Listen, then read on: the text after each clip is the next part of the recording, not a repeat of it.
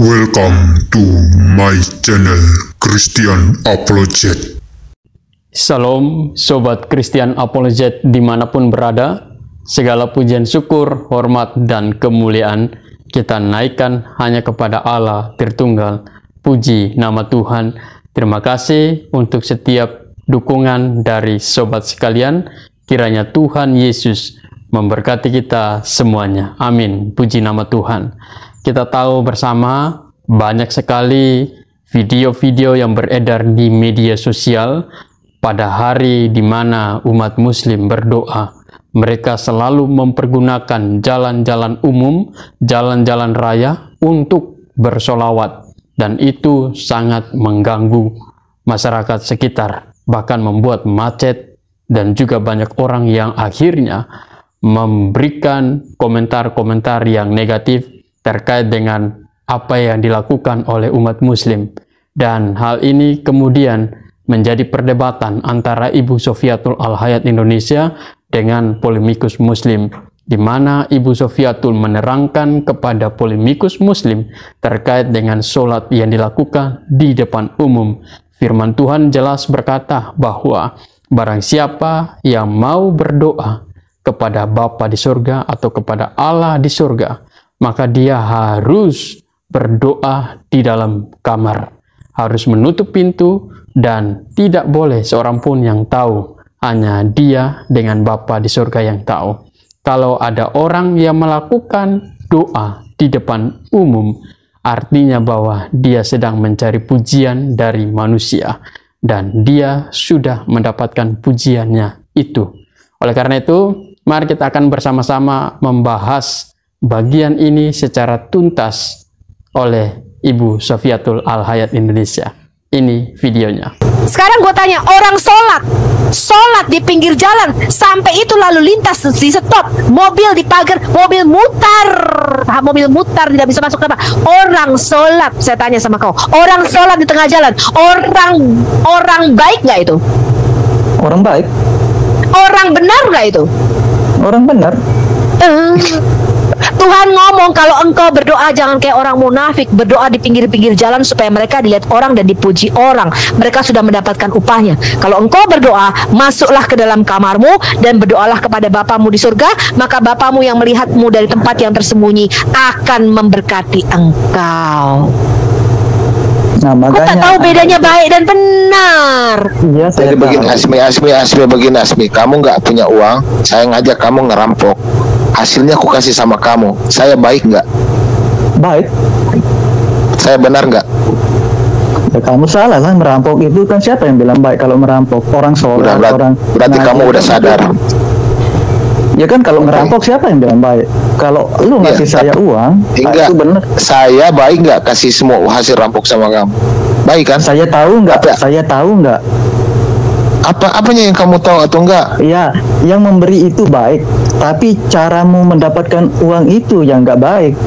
Nggak benar, bukan nggak baik, nggak benar, bukan nggak baik. Oke, saya baik, mau ke benar itu ya sama aja menurut saya. Kalau nggak baik berarti nggak benar. Nggak baik, nggak benar. Kamu nggak bisa bedakan mana baik mana benar. Oke, iman penuh. Silakan.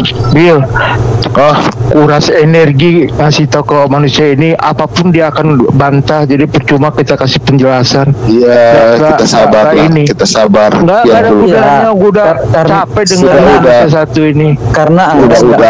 Dengan keyakinan saudara nggak konsisten. Selamat malam. Kamu yang nggak konsekuen. Yesus itu. Oke, sabar. Cabut kohosnya, Bill. Cabut kohosnya. Maaf teman-teman, saya mau berbicara sebentar ya. Dengerin. Ini penjelasan yang sangat bagus sekali, penginjilan kita di luar sana. Mungkin siapa namanya Asmi ini, mungkin dia tidak akan bisa mengerti. Tetapi ingat, kami banyak sekali mendapat laporan dan sedang diproses sekarang bahwa pengajaran-pengajaran yang diberikan Ibu Sofiatul dan para hamba-hamba Tuhan yang lain membawa pembukaan kepada mereka, karena selama ini mereka telah terdoktrin sama seperti yang Asmi lakukan hal ini. Dari dia memandang dari kacamatanya. Jadi tolong layani terus dia dengan sabar, ya. Ingat, di luar sana banyak yang mengikuti acara ini. Kalau bukan sekarang, mereka ikutin lagi, ya. Nah, silakan Pak Billy, kalau boleh jangan kalau memang dipercayakan ke Ibu Sofiatul, tolong diterusin, ya. Jadi saudara-saudaraku yang kekasih, kita harus sadar bahwa apa yang dipertanyakan ini ada si Asmi ini mewakili 1000 bahkan jutaan Muslim. Tapi memang sudah begini. Benar. Sabar saudara-saudaraku. Aku mohon kalau saya juga salah mungkin minta maaf, tapi tolonglah untuk sabar. Oke, kita ke Pak Iman penurutan. Ya. Silakan Iman penurutan. Iya teman-teman, terima kasih buat waktunya. Jadi saya akan tambahkan sedikit ya. Saya akan beri gambaran perumpamaan aja ya. Kalau orang Indonesia datang ke Amerika ya, maka dia mau tinggal tetap di sini, maka statusnya itu berubah. Salah. Saya mau turunkan tangan, saya termute. Sorry, Iman penurutan. Halo, ya selamat malam. Udah bisa dengar ya? Iya, saya mau turunkan tangan, termute. Lanjut lagi. Iya. Jadi saya mau kasih gambaran sedikit untuk Asmi. Jadi gini, kalau saya orang Indonesia pergi ke Amerika, ya, kemudian saya mau tinggal tetap di sini, tetapi saya menjadi ilegal di sini. Ilegal itu menyangkut status hukum. Ya, jadi kalau status saya ilegal di Amerika, maka saya susah dapat pekerjaan. Nggak bisa, ya. Karena apa? Status saya ilegal. Ya, nah, contoh kedua, kalau seorang ayah dengan anak-anaknya, dia punya warisan. Ya, kalau si Asmi kamu orang luar, bukan anak. Maka kalau kamu berbuat apapun jungkir balik, kalau warisan itu ayahnya meninggal, warisan itu nggak bisa jatuh ke kamu karena status kamu itu adalah bukan anak. Ya, nah sekarang kita pergi ke Adam dan Hawa, manusia pertama yang jatuh dalam dosa. Ada 2 hal yang terjadi. Pertama, statusnya dia itu berubah, ya, dari anak Allah menjadi anak kegelapan. Yang kedua, itu akarnya, hatinya itu, ya, tabiatnya itu berubah. Makanya Ibu Sofia tadi bilang apa? Hati manusia itu jahat, ya, licik, ya, dan sangat jahat. Jadi ada 2 hal yang perlu dipahami: status dan kondisi hati manusia itu atau moral state. Nah, waktu Adam ditebus di kayu salib, ya, Tuhan Yesus itu membeli kembali. Status kamu itu berubah. Kalau kamu mau terima Dia sebagai juru selamat, status kamu yang jadi anak kegelapan berubah. Makanya tadi Asmi selalu bertanya, nanti kalau berbuat dosa lagi gimana? Kamu sudah menjadi anak. Kalau kamu berbuat dosa, 1 Yohanes 3 ayat 4 apa? Datanglah kepada Bapa dan memohon ampun, karena Tuhan itu adil dan Dia mau menolong kita. Ya, jadi Roh Kudus yang diberikan itu adalah menolong kita supaya kita bisa menuruti firman Tuhan, hukum-hukum Allah. Ya, jadi kebenaran juga yang dikatakan Ibu Sofia itu, kebenaran itu menyangkut status. Ya, statusnya itu sudah berubah. Jadi walaupun kamu anak, tapi kalau kamu masih berdosa, ya, itu biasanya kalau orang sudah Kristen yang sungguh-sungguh, dia tidak mau berbuat dosa. Tapi kalau dia terjatuh atau kepleset, dia bisa datang kepada Bapa. Dia datang kepada Tuhan dan memohon ampun, dan setelah itu dia tidak berbuat dosa lagi. Itulah keselamatan. Jadi suatu hubungan kepada Tuhan. Mungkin itu aja yang bisa saya tambahkan. Iya, saya paham itu maksud saudara. Tapi masalahnya kan manusia itu kan dosanya itu sudah ditebus, kan otomatis penebusannya itu sudah hilang dosanya. Nah, di sini maksud saya yang hilang itu dosa semua manusia atau cuman dosa yang percaya sama Dia? Dosa yang percaya sama Dia. Yang percaya sama Dia dong. Bukan semua manusia. Oh, tidak otomatis kepada semua manusia. Nah, sedangkan akarnya kan dari Adam. Penebusannya itu untuk Adam. Sedangkan Adam memiliki cucu-cucu dan cucunya itu kan seluruh manusia. Tapi kenapa harus dikecilkan lagi untuk yang percaya sama dia? Kan Kamu tetap Adam berbuat yang dosa. Sepertinya kamu nggak mengenal Tuhan. Jadi gini, pemberian itu sama Tuhan, pelunasan itu sudah terjadi di kayu salib. Tetapi ya, kamu harus menerima secara pribadi. Enggak dia mati terus semua orang sudah yang berdosa ini semua sudah diampuni, enggak, mesti personal. Makanya kamu akan dibaptis nanti. Kamu mengaku bahwa kamu orang berdosa, kamu menerima dia sebagai Tuhan dan Juru Selamat, kamu dibaptis. Jadi penerimaan Tuhan Yesus itu secara personal. berarti khusus untuk yang percaya sama dia, enggak untuk semua manusia, begitu?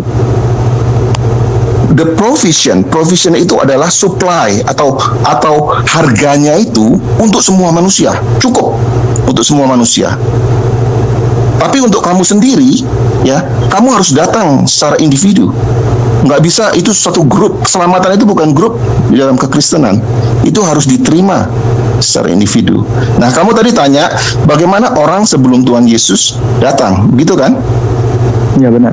Iya kan? Nah, jawabnya begini. Waktu dari Adam sudah ditentukan suatu sistem pengorbanan. Jadi orang yang mau menerima dan mau menuruti Tuhan, bahwa pengorbanan dari domba-domba itu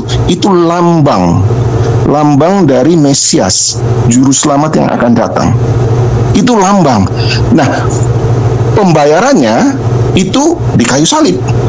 Saya kasih contoh, misalnya kamu orang yang kaya, bapak kamu kaya, ya, bapak kamu pergi ke luar negeri, ya. Nah, ada suatu saat kamu nggak ada duit di rumah, ya. Papa dari jauh-jauh tuh janji, nanti kalau papa pulang, ya, itu akan dibayar semuanya, ya. Ya, jadi kamu tuh percaya itu janji itu, ya, kamu ada bisa ambil kredit di sini, di situ, tapi akhirnya papa pulang itu dibayar. Nah, janji waktu Tuhan katakan kepada manusia, janji keselamatan itu ada di Yohanes 3 ayat 15 tadi kan, ya, sudah disebutkan, ya, dibacakan, ya, bahwa keturunannya akan meremukkan kepalanya dan keturunan dari ular itu akan menggigit tumitnya. Itu janji, ya. Jadi berdasarkan janji. Jadi semua orang itu dari Adam sampai akhir zaman nanti tetap hanya bergantung kepada Tuhan Yesus. Pusatnya itu adalah kayu salib. Oke. Terus orang yang mati sebelum Yesus itu, kita nggak ngomongin dosa ini. Ya. Sekarang mereka ada di mana? Terus apakah mereka di neraka atau gimana? Di dalam Pengkhotbah 9 ya ayat 5, ya, itu bahwa orang mati itu tidak tahu apa-apa, ya. Dan Tuhan Yesus di Alkitab disebutkan janjinya, kalau Tuhan Yesus datang kedua kali, orang yang mati yang di dalam Tuhan, artinya orang yang berserah kepada Tuhan, orang yang percaya kepada Tuhan, orang yang mengikuti sistem pengorbanan itu, dia akan dibangkitkan dulu, ya. Dia akan dibangkitkan dulu, itu jelas. Oke, berarti ini saya semua sudah paham. Ya. Berarti saya akan dari awal, saya selalu ngomong dari awal penciptaan manusia. Nah, di sini intinya berarti penciptaan manusia di dunia ini intinya untuk apa? Berarti awalnya itu, kalau kan tadi intinya setelah kita hidup ini kita harus percaya Yesus untuk selamat. Berarti konsep Tuhan menciptakan manusia itu untuk apa kita hidup di dunia ini sebenarnya? Awal niat Tuhan itu menciptakan manusia. Iya, itu di Yesaya 60 ya, ayat 1 dikatakan apa? Umatku yang kucipta untuk kemuliaanku. Apa itu kemuliaan Tuhan? Kemuliaan Tuhan itu adalah karakter Tuhan, tabiat Tuhan. Apa itu? Kasih, ya, suka memberi, kasih itu sabar, ya. Di 1 Korintus 13 ya, kasih itu baik, ya. Nah, itu kita diciptakan untuk kemuliaan Tuhan. Oleh karena itu, di Kejadian juga dikatakan, kita diciptakan serupa dengan gambar Allah, ya, untuk kemuliaan Tuhan. Alangkah indahnya kalau dunia ini orang saling mengasihi. orang yang tidak mementingkan diri. Ya. Itulah kita diciptakan untuk kemuliaan Tuhan. Memuliakan Tuhan yaitu apa? Mengkarakterisasi ya karakter Tuhan di dalam diri kita. Artinya karakter Tuhan kasih, maka kita sebagai anaknya kita apa? Mewujudkan kasih itu kepada orang lain. Ya, karakter Tuhan juga adil. Ya. Ada lagi pertanyaan? Iya, maksud saya kan waktu penciptaan Adam itu konsep Tuhan itu beda. Sebelum Adam melakukan dosa itu kan konsep Tuhan menciptakan manusia itu abadi, nggak kekal katanya. Tadi kan ada teman-teman yang bilang konsepnya itu. Ini kan kalau kita ngomongin dosa ini setelah Adam melakukan dosa, berarti niat Tuhan itu beda setelah itu. Oh enggak, gini. Dosa itu adalah pelanggaran hukum Allah.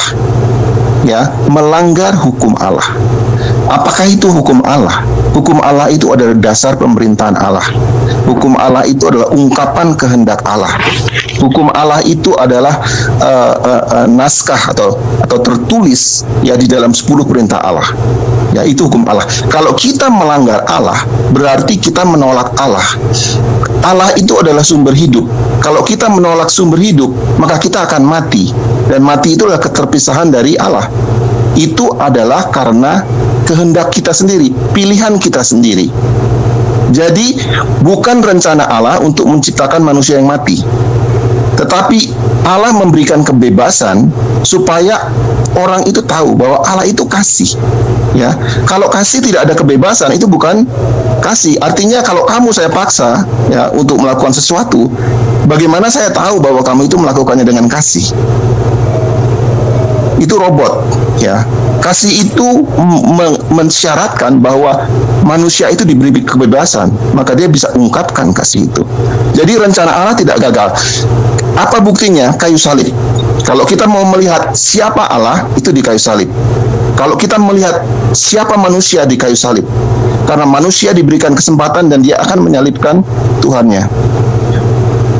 Jelas itu? Jadi rencana Allah tetap baik. Dijawab simpel aja, jangan terlalu panjang, nanti dia nggak ngerti. Fokus ke pertanyaannya aja, nggak terlalu panjang. Iya. Caranya dia menjawab ini, paham? Supaya Oke, bagus kalau kamu ngerti. Nah, berarti sebenarnya ini menurut pribadi saya ya. Sebenarnya Tuhan itu sudah memang menakdirkan manusia itu berbuat dosa, itu yang saya yakini. Oh tidak. Dan kalau tidak. Terus? Iya. Tidak pernah Tuhan menakdirkan manusia untuk berbuat dosa. Tidak pernah. Tetapi hakikat Allah yang kasih itu, walaupun manusia berdosa, ya, Allah itu kasih sampai, coba bayangkan, Allah mau menebus manusia berdosa karena Allah tahu bahwa manusia itu harganya itu mahal. Harga manusia itu mahal, makanya dia ditebus melalui pengorbanan di kayu salib. Ya, mengorbankan surga. Yesus sendiri adalah Allah, dia dikorbankan. Ya, jadi harga manusia itu begitu mahal. Jadi Allah itu membenci dosa, tetapi Allah mengasihi orang yang berdosa. Bagaimana Allah menyelamatkan manusia berdosa tanpa mengambil dosa itu? Bagaimana Allah menghancurkan dosa, ya, menghancurkan dosa tanpa menghancurkan manusia itu? Itu suatu hal yang sulit, ya. Tapi itu dilakukan Tuhan dengan mati di kayu salib sebagai pengganti. Oke. Jadi itu akan mengubah status Anda, ya. Oke. Berarti Tuhan tahu dong saat Dia menciptakan manusia, manusia akan berbuat dosa. Ya, Tuhan tahu. Berarti kalau kita pikir secara logis, sebelum Dia menciptakan manusia, manusia akan berbuat dosa. Begitu kan? Tuhan nggak pernah berpikir saya akan menciptakan manusia dan tidak akan berbuat dosa. Rencana keselamatan itu bukan setelah Adam berdosa. Ya, hakikat Allah yang kasih itu, ya, walaupun Dia tahu manusia berdosa, tapi Dia juga tahu Dia akan menurunkan anaknya yang tunggal. Dia akan ada penebusan. Itu jelas? Berarti secara tidak langsung kalau kita pikir memang manusia itu ditakdirkan berdosa karena Tidak, Tuhan itu tahu, karena pilihan sendiri. Pilihan ya, sendiri. kan Ya, maaf, Ya. karena pilihan sendiri ini Ya. Tuhan yang berikan kepada manusia. Ya. Kalau Tuhan tidak berikan itu, maka kayak seperti katamu tadi, manusia akan seperti robot kan? Karena Tuhan memberi pilihan kehendak bebas, maka kalau kita pikir secara logis, kesalahan dan kebaikan itu pasti akan dilakukan manusia. Makanya itu yang saya katakan, manusia itu sebenarnya ditakdirkan berbuat dosa. tidak, Tapi tidak. kalau- Manusia punya potensi untuk berdosa karena kebebasan itu punya dua potensi. Bukan kebebasan kalau dia tidak selalu harus berjalan ke kanan, oke? Sama aja kalau kamu mau beli mobil ya, wah, saya mau nih yang tempat duduk yang kanan aja nggak bisa, itu paket ya. Jadi gini maksudnya, kebebasan itu mempunyai potensi. Satu, kamu pilih yang negatif, satu pilih yang positif. Ya, jadi jangan pikir, oh dia harus positif terus. No, itu justru itulah kita lihat kasih Allah itu luar biasa. Dia sampai memberikan kebebasan itu. Nah, kebebasan yang dia berikan itu sekarang dengan memandang Tuhan Yesus di kayu salib. Coba kebebasan kamu, bisa nggak kamu exercise, kamu praktis lagi? Ya. Anda gak paham dengan soal saya. Ya. Saat Anda bilang Oke, Tuhan Pak Iman. Ini masih banyak yang mention ini, kita pindah dulu ke Oke. kayaknya banyak. Terima kasih. Oke. Terima kasih Bang Gil. Ya. Kita bangga menjadi milik kepunyaan Tuhan karena Tuhan sendiri yang sudah menjadi teladan hidup kita, dan Dia mau supaya kita hidup sesuai dengan apa yang pernah Dia lakukan di dalam dunia saat ini. Tuhan memberkati kita. Shalom.